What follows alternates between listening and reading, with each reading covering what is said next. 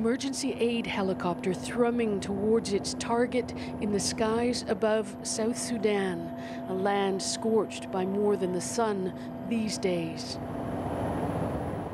X marks the spot for a massive food drop in the heart of one of the country's 2 declared famine zones.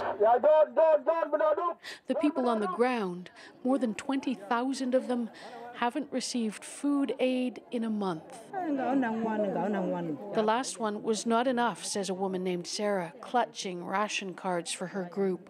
One card can't help a whole family, she says. 3 years of civil war in South Sudan have displaced hundreds of thousands, especially here in Unity State. Civilians say they're paying a terrible price for living in rebel-held territory. Eliza Niyakuma's husband was shot dead, she says, when government soldiers attacked her village, burning it to the ground. She hid in the swamps with her 5 children. They sleep when they're too hungry, she says, and I go out and find the leaves of the trees. That's how my children survive, and eating water lilies. Commodity, yellow piece, commodity, yellow piece. My location at 10.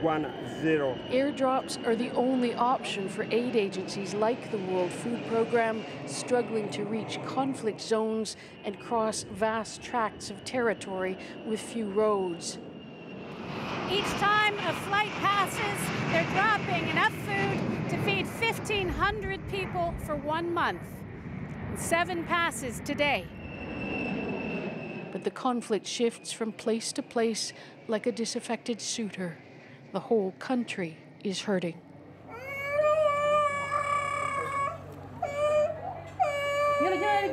This is what starvation looks like in the capital, Juba.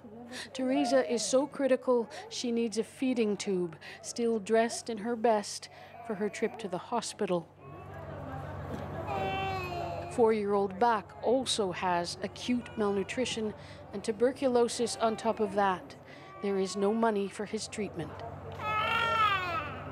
Shriven bodies with old souls are everywhere you look, the ward overflowing. Some children on the ground outside, hovering between a beginning or an end. Yeah, now there's no money, there's no food even in the market, and everyone is in Juba. Former breadbasket states are no longer producing food, and head nurse Betty Achan says those who came to Juba to escape hunger and uncertainty find it here too.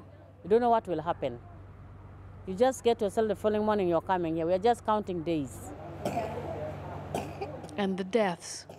4-year-old Bak died 2 days after we met him, disappearing from sight like those people in the bush, waiting for a peace that may never come.